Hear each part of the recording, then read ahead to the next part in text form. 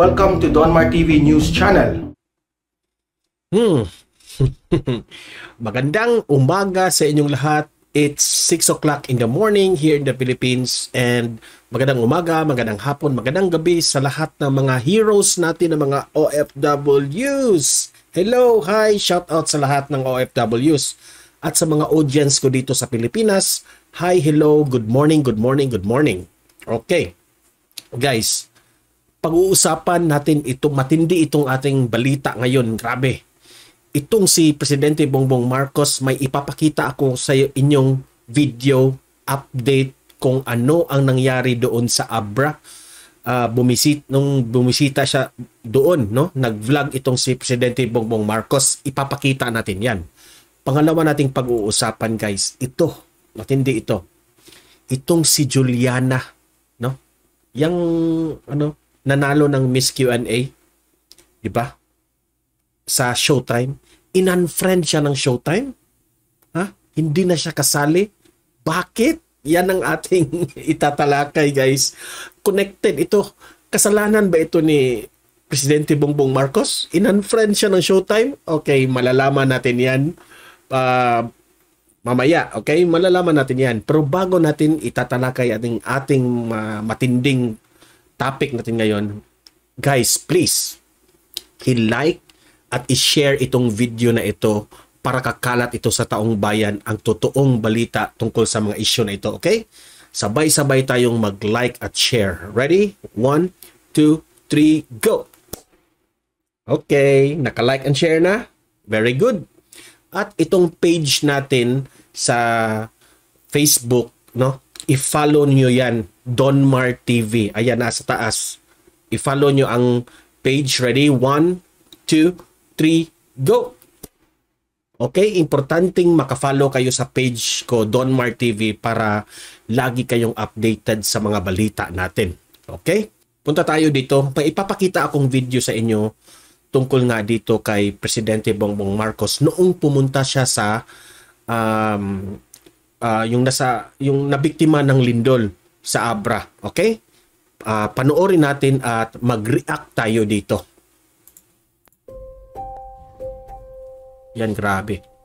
Nitong nakaraang Martes ay niyanig tayo ng napakalakas na lindol. Umabot ng intensity 7 sa Tayum, Abra. Pati sa amin sa Ilocos Norte, sa Ilocos Sur din. Inabot naman ng intensity 6 hanggang dito sa Metro Manila. Naramdaman natin all the way pa hanggang Infanta sa Quezon. Isa ito sa pinakamalakas na lindol sa norte nitong nakaraang mga taon. Kaya tayo ay pumunta papuntang Bangged, Abra. Isang araw makalipas ang sakuna para ma-inspeksyon ang agarang pagtugon ng ating mga LGU. So after the lindol, guys, pumunta siya kaagad kinabukasan.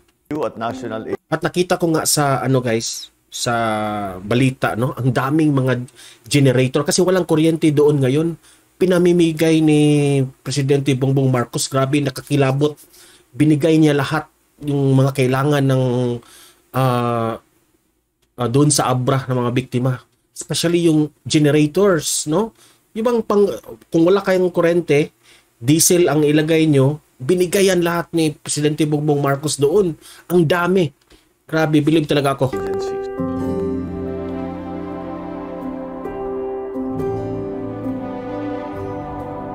Sa Bangged, yung provincial hospital nila, nagkaroon ng sira, kaya't lahat ng pasyente sa ngayon ay nasa ilalim ng mga tent. Kaya't minamadali namin yung pag-ayos dun sa hospital at ang pagpadala ng generator para mapaandar. Shout out nga pala sa mga taga-Abra dyan, ha? Shout out, guys. Hopefully makarecover kayo. Na. Yung mga evacuees naman, ay mabuti naman ang kanilang kalagayan. Kompleto naman ang kanilang pagbigay sa kanilang mga pangangailangan. Sila ay nag-aantay na lang na ma-inspeksyon ang kanilang mga bahay. Matiyak na ito ay maaari na nilang balikan. Again, kinalibutan ako, guys. Good job, BBM. Salamat sa tulong ninyo. Salamat sa suporta ninyo. Ngayon, ako naman ang tutulong sa inyo.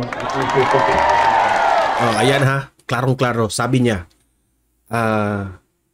maraming salamat noon sa eleksyon.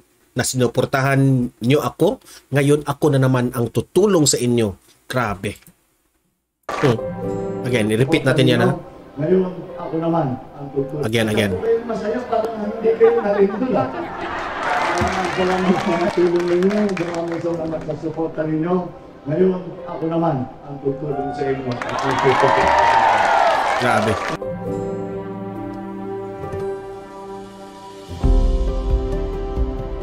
Karamihan, yung malalaking daan, inabutan ng landslide. Yung ibang lugar, lupa lang naman ang gumuho. Ngunit dun sa ibang lugar, kasing laki ng bahay, yung mga bato na bumagsak. Pero isa na lang tulay ang sarado at isang ospital ang hindi pa nagagamit dito sa infrastructure natin. Inaalala lang talaga ng lahat. Kung makita ninyo sa Abra, walang natutulog sa loob ng building. Lahat natutulog sa labas, sa ilalim ng tent, sa ilalim ng puno. Dahil natatakot nga sila na magkaroon ng aftershock at baka mabagsakan sila. Sabi sa atin ng PhilBox, mga 2-3 araw na lang, nakakatiyak na tayo. No? Kung magkaroon man ng aftershock ay napakaliit, napakahina na lang, hindi na magiging delikado. Bukod sa mga kalye at mga gusali, ay matindi rin ang pinsala sa ating mga heritage site. Grabe doon, no? Ayan, tingnan mo, natumba na yung building. Grabe. Hindi rin ang pinsala sa ating mga heritage site. Lalong-lalo na yung mga katedral, yung mga simbahan. Ang Doon lakas sa ng Higan, lindol. yung Kalye Crisologo, sa Bantay, at sa iba't ibang lugar pa, ay kailangan talaga ito ay nasira at kailangan talaga ma-restore kaagad. Kaya naman, lahat ng ating mga itatayo ng mga bago ay dapat disaster-proof na ang ating pagplano sa itong mga ito. Mula sa mga kalye, building, pati na rin yung heritage site, eskwelahan, ospital, mga bahay ng ating mga mamamayan. Pinagpadala tayo ng mga bottled water para merong drinking water na magamit. Siyempre, yung pagkain, nakakapag-provide naman ng DSWD. Magandang response lalo na sa LGU, na maganda naman ang response ng ating DSWD. Marami sa mga bagay na ito ay may kaugnayan sa mga usaping tinalakay ko sa SONA noong Lunes.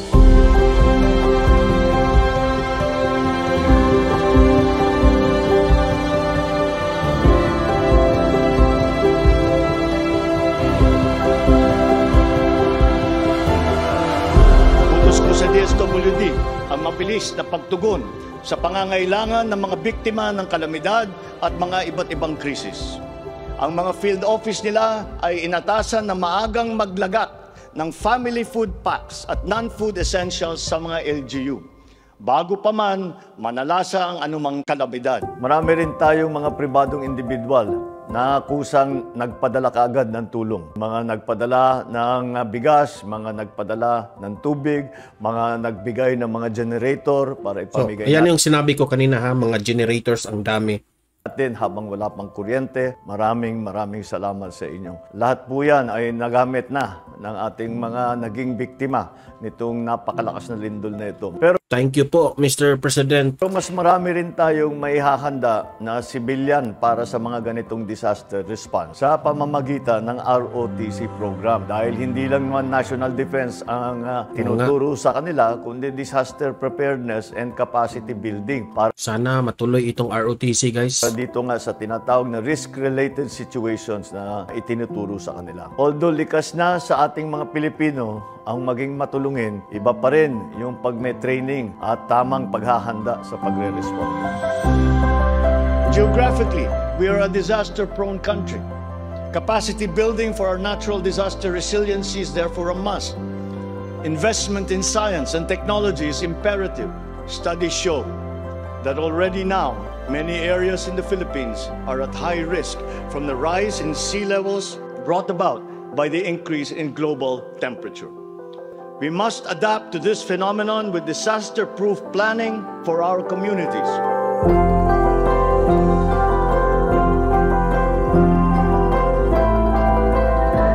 Ang bansa natin ay nasa Ring of Fire, Typhoon Belt. Tayo rin ang pinakamataas ang risk sa mga epekto ng climate change. Takaw sakuna ang ating lokasyon, kaya't hindi tayo dapat magkulang sa pagkakaroon. Kasabay ng iba pang banta sa kalusugan natin gaya ng monkeypox at dengue, isa namang sakuna Oy guys, careful kayo sa monkeypox ha. ang nagaganap ngayon panahon ng pandemya. Gaya ng mga iba pa nating linampasang pagsubok, tiyak na hindi tayo magpapatinag dito sa nakaraang trahedya. Mag-ingat po tayo lahat at laging tandaan na sa anumang ating pangharapin, ang diwa ng ating pagka-Pilipino ay mananatiling maningning. So ayan. Okay. Mr. President, thank you very much sa iyong mga tulong. At ito na nga guys, napakita natin yung mga pangyayari sa Abra na bumisita. At talagang makikita mo talaga ang mga itinulong ni Presidente Bongbong Marcos. So yan ang update natin. Good news yan, sir.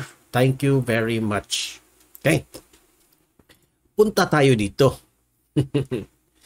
Ito ngang si Julia. Ano ba? Maraming nagsasabi. Kasalanan na naman ni Presidente Bongbong Marcos na itong si Juliana hindi na in-include sa Showtime. So, let's start by saying this one na si Juliana in-unfriend ng It's Showtime. Bakit ito in-unfriend? Ha? So, okay. Basahin natin itong balita para malaman natin ang storya ha, para mailahad ko sa inyo. Nakapanayam ni OG Diaz via video call si Miss Q&A Season 1 Grand Winner Juliana Parizkova, Segovia. Hingil sa mga kumakalat na issue sa umano'y pang-elbow sa kanya sa muling pagbabalik ng Season 3 ng naturang timpalak sa noontime show na It's Showtime. Okay? Juliana in-unfriend ng mga taga It's Showtime, hindi sinabing babalik na ang Miss Q&A. Yan ang balita. Okay? So hindi ako ang nagsabi diyan, binasa ko lang ang balitang ito na ito ngang si Juliana ay hindi na kasali sa Miss Q&A. Okay, sa mga hindi nakaalam tungkol dito. Sino ba itong si Juliana? Ayang nasa gilid ha. Siya yung Season 1 Grand Winner ng Miss Q&A. Okay? Yung Season 2 kasali siya. Ngayong Season 3 hindi na siya kasali. Ang tanong, bakit? Yan ang tanong ngayon. Okay. Ilalahad ko muna ang nangyari. Bakit hindi na ito, bakit nalaman natin na hindi na siya kasali.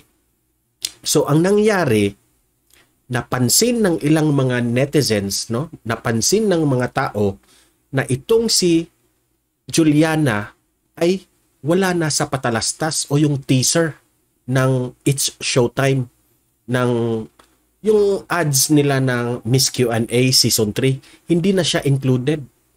Napansin yan. Ha? At yung production number ng episode 1 ng Miss Q&A, wala rin siya. Missing in action si Juliana. Because when you say Miss Q&A, It's Showtime, ang mukha yan ay si Juliana. Siya yung mukha yan sa Miss Q&A.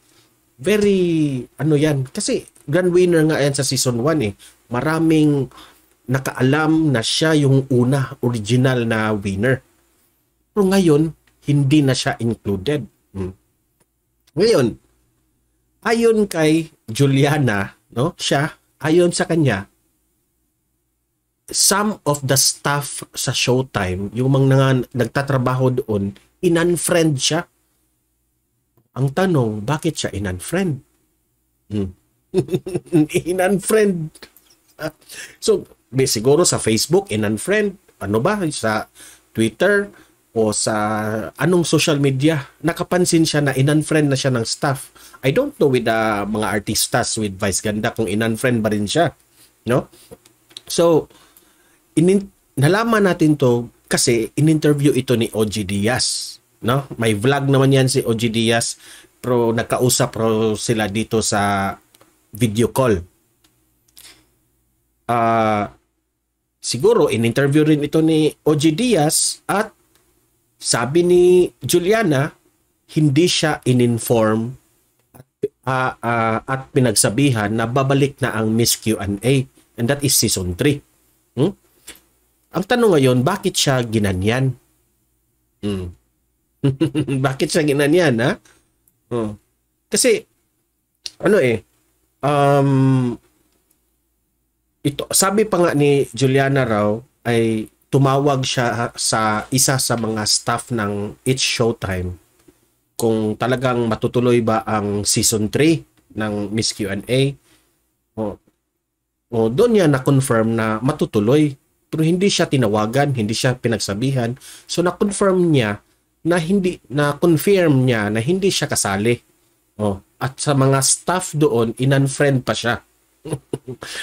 So, ang tanong, bakit siya ginanyan ng It's Showtime? So kita, wild guess na lang tayo dito. No? Kasi kung matatandaan natin, itong si Juliana, ito sa panahon ng kampanya, no, during that time na malapit na yung election, kasama ito sa Vincent Amends. Remember, si Juliana at si Amy Marcos, meron silang short video na lagi nilang pinariringgan yung si Leni Robredo. Di ba? Remember? Nag-trending ito sa social media na itong si Amy Marcos at si Juliana, may drama sila na parang tinitira nila itong si Leni Robredo. Alam nyo naman, panahon ng eleksyon, mainit talaga yung usapang pampolitiko. So, maraming mga netizens ang nagsabi na kaya ito in-unfriend ng mga staff ng Showtime. Baka lang ito, ha? Tanong lang ito.